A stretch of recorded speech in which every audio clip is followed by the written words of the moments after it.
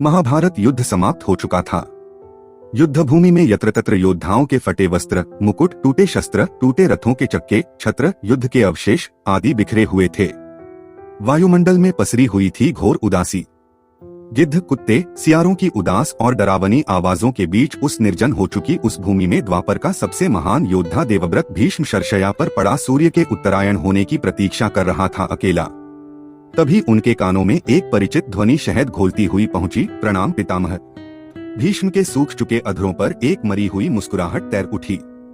बोले, आओ देवकी नंदन, स्वागत है तुम्हारा। मैं बहुत देर से तुम्हारा ही स्मरण कर रहा था। कृष्ण बोले, क्या कहूँ पितामह, अब तो यह भी नहीं पूछ सकता कि कैसे हैं आप। भीष्म चुप रहे।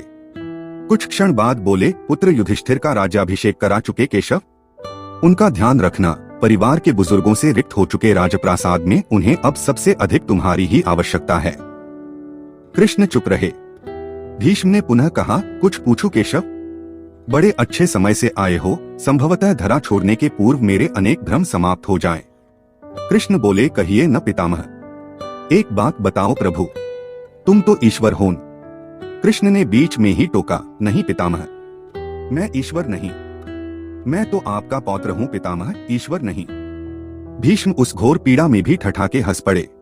बोले, अपने जीवन का स्वयं कभी आकलन नहीं कर पाया कृष्ण, सो नहीं जानता कि अच्छा रहा या बुरा। पर अब तो इस धरा से जा रहा हूँ कन्हैया, अब तो ठगना छोड़ दे रे। कृष्ण जाने क्यों भीष्म के पास सरक आए और उनका हाथ पकड़कर बोले, कहिए पितामह। भीष्म बोले, एक बात बताओ कन्हैया, इस युद्ध में जो हुआ वो ठीक था क्या? किसकी ओर से पितामह? पांडवों की ओर से। कौरवों के कृत्यों पर चर्चा का तो अब कोई अर्थ ही नहीं कन्हैया, पर क्या पांडवों की ओर से जो हुआ वो सही था? आचार्य द्रोण का वध, दुर्योधन की जंघा के नीचे प्रहार, दुःशासन की छाती का चीरा जाना, जयद्रथ के साथ हुआ छल, निहत्थे कर्ण का वध, सब ठीक था क्या? यह सब उचित था क्या? इसका उत्तर मैं कैसे दे सकता हूँ पितामह?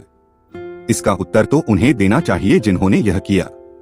उत्तर दें दुर्योधन का वध करने वाले भीम, उत्तर दें कर्ण और जयद्रथ का वध करने वाले अर्जुन। मैं तो इस युद्ध में कहीं था ही नहीं पितामह। अभी भी छलना नहीं छोड़ोगे कृष्ण? अरे विश्व भले कहता रहे कि महाभारत को अर्जुन और भीम ने जीता है, पर मैं जानता हूँ कन्हैया कि यह तुम्हारी और केवल तुम्हारी विजय है।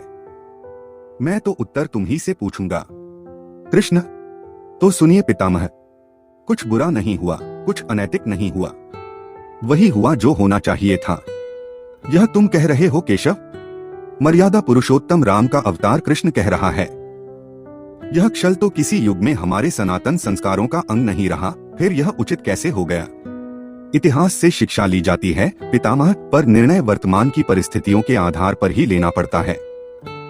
हर युग अपने तर्कों और अपनी आवश्यकताओं के आधार पर अपना नायक चुनता है। राम त्रेता युग के नायक थे, मेरे भाग में द्वापर आया था।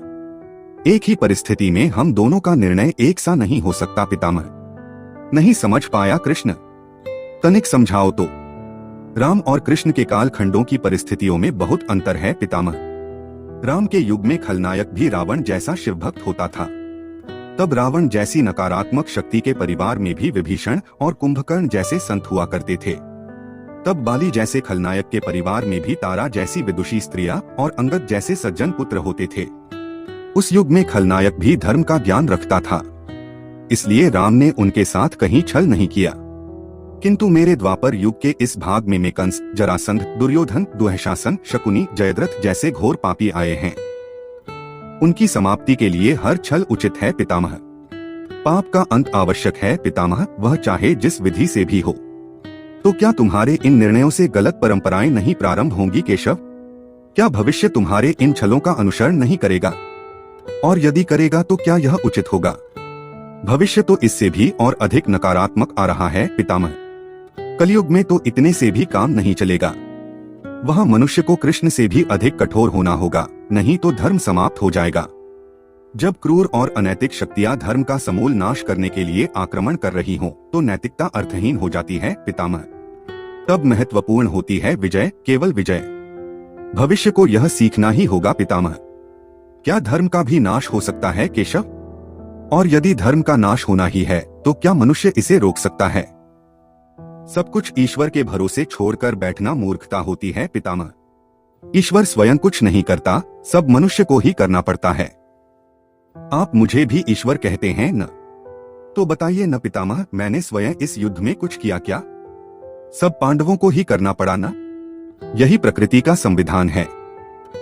युद्ध के प्रथम दिन यही तो कहा था मैंने अर्जुन से। यही परम सत्य है। भीष्म अब संतुष्ट लग रहे थे। उनकी आंखें धीरे धीरे बंद होने लगी थी। उन्होंने कहा, चलो कृष्ण, यह इस धरा पर अंतिम रात्रि है, कल संभवतः चले जाना हो। अपने इस अभागे भक्त पर कृपा करना कृष्ण। कृष्ण ने मन में ही कुछ कहा और भीष्म को प्रणाम कर लौट चले। पर युद्ध भूमि के उस डरावने अंधकार में भविष्य को जीवन का सबसे बड़ा सूत्र मिल चुका था। जब अनैतिक और क्रूर शक्तियां धर्म का विनाश करने के लिए आक्रमण कर रही हों, तो नैतिकता का पाठ आत्मघाती होता है।